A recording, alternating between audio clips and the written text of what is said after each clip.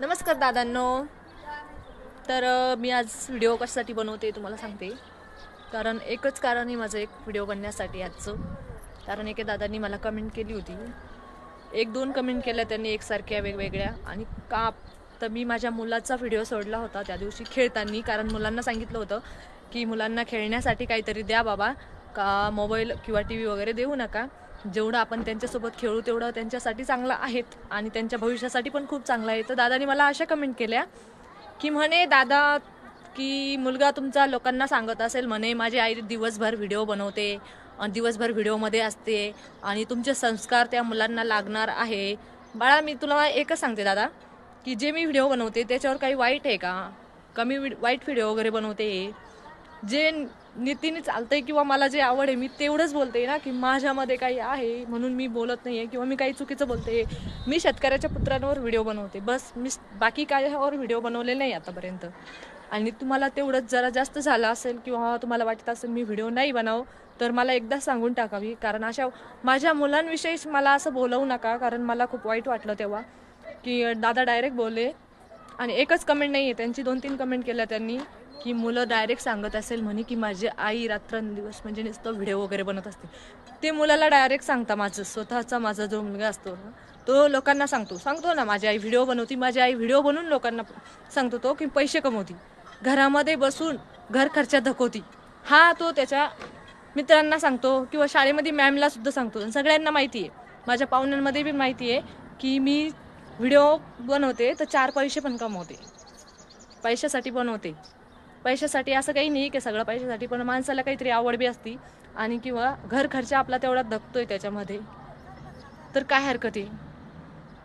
फुल ना फुलाची पाकडी आपण आपल्या नवऱ्याला सपोर्ट करतोय त्याच्यामध्ये काही गुन्हा आहे का? नाही आहे ना. मग का बरं असे लोक असे वाईट वाईट कमेंट करून आम्हाला परेशान करताय. जे बी आतापर्यंत लोक व्हिडिओ जेवढे बनवते ना ते टाईमपाससाठी बनवत नाही आहे, त्याच्यामधून इन्कम पण भेटते आहे, त्यामुळे लोक सगळे व्हिडिओ बनवते. आणि माझं एवढंच म्हणणं आहे की बनवतंय ना कोणी, त्यांना सपोर्ट तुम्ही करू शकत नसेल तर त्यांना मागं तर नका ओढू ना. बनवू द्या ना, ते त्यांचं बनवते, ते त्यांचं खाते, त्यांचं कमवते. तुम्हाला का प्रॉब्लेम होतोय?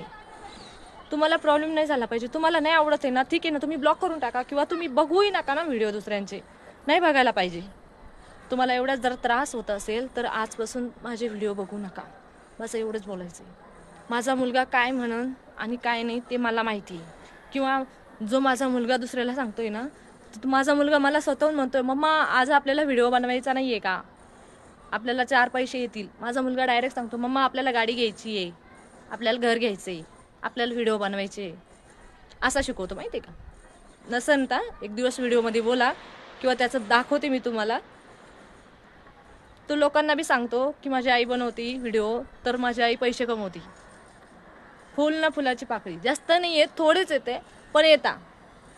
त्यामुळे दुसऱ्यांना मागं वळायच्या आधी ना स्वतः विचार करायचा भावांना थोडासा. कारण तुम्ही सपोर्ट तर नाही करू शकत ना, तर मागं तरी नका ओढू. कसं आहे, अशा बोलण्यानी ना दुसऱ्या माणसाच्या मनामध्ये खूप सारं दुःख होत असतं आणि असं दुःख होण्यासारखं तुम्ही बोला जाऊ नका. एकाच दादाच्या एकाच व्हिडिओला असे 5-6 कमेंट आल्या का, आता फक्त मुलांना खेळण्यासाठी बाबा खेळणी द्या किंवा आपण त्यांच्यासाठी टाईम घाला. आपण स्वतः मुलांसोबत जेवढा टाईम घातला आहे तेवढाच ते टाईम त्यांच्यासोबत, समजा त्यांना फ्री वगैरे होतं आणि मुलांना खेळण्यासाठी पण त्यांना फुल सपोर्ट होतो. लेकरांना मी एवढंच सांगितलं होतं त्या व्हिडिओमध्ये, बाकी जास्त काही बोलले नव्हते. पण एके दादांना नाही आवडलं माझं, ठीक आहे जाऊ द्या.